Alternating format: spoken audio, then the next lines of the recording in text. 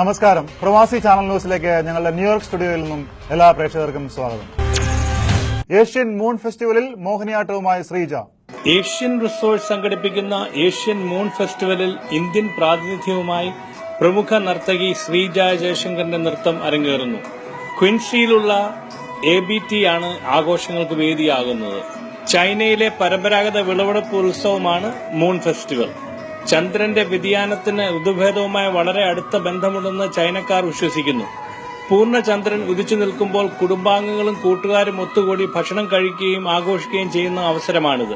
ശരത്കാലത്തിന്റെ മുന്നോടിയായി നടക്കുന്ന ഈ ഉത്സവത്തിൽ വിവിധ ഏഷ്യൻ രാജ്യങ്ങളെ പ്രതിനിധീകരിച്ചുകൊണ്ട് കലാകാരന്മാർ അവതരിപ്പിക്കുന്ന വൈവിധ്യമാർന്ന സാംസ്കാരിക പരിപാടികൾ അരങ്ങേറും.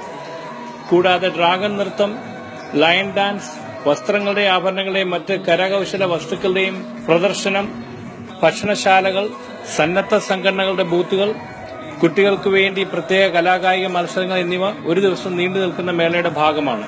വർണ്ണപ്പൊലിമയാർന്ന ഈ വിസ്മയ കാഴ്ചകൾക്കൊപ്പം കലാകേരളത്തിന്റെ ഒരേ ഒരു ശാസ്ത്രീയ സ്ത്രീ നൃത്തകലയായ മോഹിനിയാട്ടവും ഭരതനാട്യവും സമന്വയിപ്പിച്ച് സ്വന്തമായി ചിട്ടപ്പെടുത്തിയ നൃത്താവതരണവുമായി എത്തുകയാണ് ശ്രീജ ജയശങ്കർ.